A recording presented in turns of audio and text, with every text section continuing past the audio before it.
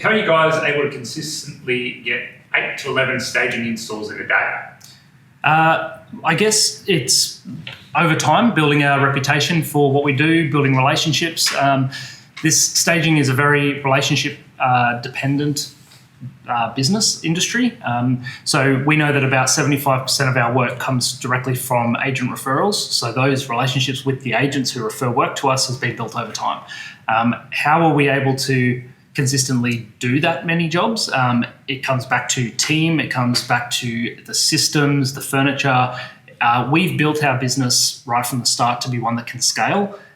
We know that for us, spring is our really busy time, and we've built our business to really thrive in that environment when other companies really struggle because they're either overbooked or they don't have enough furniture or things like that. So yeah, how do we do it? We've built all the pieces of the puzzle that go into making that something we can do. And what's driving all the business? You mentioned agent referrals, but are you investing in SEO marketing? Yes, to all the above. So we focus very much on our service. We know that if we do a great job and we represent an agent really well, they're more likely to come back to us and keep referring work to us. An agent doesn't want to have to keep switching stylists and finding a new person to refer to. They want to find one that works really well, represents them well, and they can just keep doing it.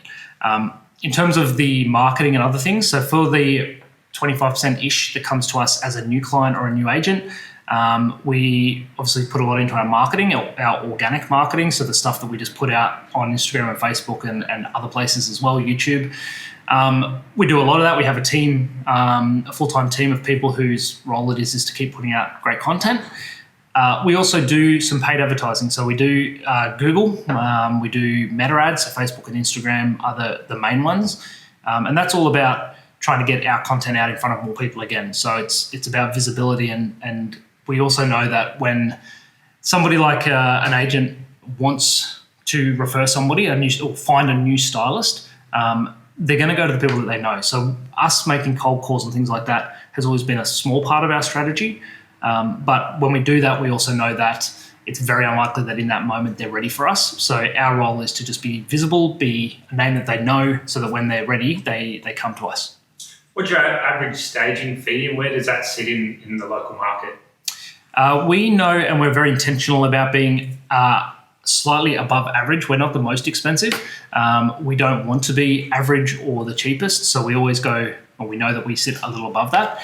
Our average fee is somewhere around the $5,000 to $5,500 mark, and for the Brisbane kind of southeast Queensland market where we are, that is a little above average. I know obviously context matters. Different cities that'll be expensive, and for others it'll be quite low. So for us, we want to be at the higher end, but not the most expensive. We believe our service and what we put out is the best.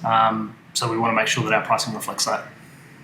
Is staging huge in your city and every agent does it, or do you all have to constantly tweak pricing and staging duration to win bids? It's fairly established now. When we started 9 years ago, it was quite new and we had to do a lot of education. Now, I would say the majority of every agent I think knows what staging is, whereas that wasn't the case when we first started out. The majority would prefer to stage if they are able to get their clients to take on that fee. So those that don't stage in our market generally are people who are going after maybe lower end pricing houses where they are going to struggle to get the client to pay for the staging fee. Whereas, like I said, the majority of agents will stage where they can. What was the second part of that question? Do you constantly have to adjust pricing or higher terms to win the jobs? Yeah. We don't change our terms all that often or pricing to win jobs. From time to time, we'll do a promotion. Our higher periods has stayed the same for years now.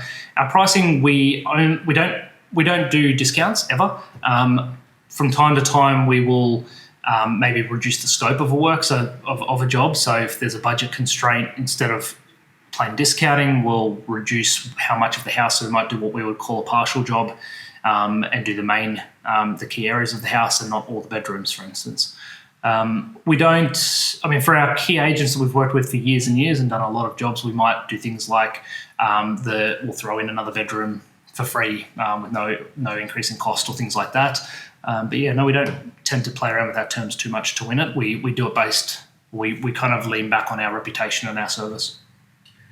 It just seems very abnormal to be so busy all the time with that many projects and that much demand, question mark. So, and to follow on the sort of saying they're a bit frustrated. They're one of the best stages in their area. They've been in business for a long time. They do great work, but it's frustrating getting beaten by competitors who seem to be undercutting. Yeah, frustrating. I guess that happens in every market. I think we have had companies that are in our industry, or our market, who are lower priced and that we at times have quoted against, and we still lose work to other companies that are cheaper. It doesn't happen as much anymore. I think we tend to, the agents who come back to us because of all the other stuff. It's not price related. Obviously, that was a factor maybe initially in finding somebody that they were happy with the price point. But we will now get agents who only get us to quote because they know who we are, they know what they're going to get from us, they know that the communication's on point, that if there's a problem, we'll fix it, that they can rely on us to be there when we say we're going to be there. Like, all those other things matter more in the longer term with that relationship building. Doesn't take away the frustration of losing work to a lower priced competitor, and I think every industry has that. So it's one of those things that, to some degree, you have to accept it, and it's part of it. You also need to get better than it at explaining and showing the value that you bring that's outside of pricing. Because if you have to keep remembering that from a agent's point of view, but especially from a client's point of view, if you don't tell them why you're different, they think you're the same. And if you're the same as the other one and they're cheaper, it's logical that they would go with them. So it comes back to that value and making sure that you show and keep demonstrating why you're worth the increased price.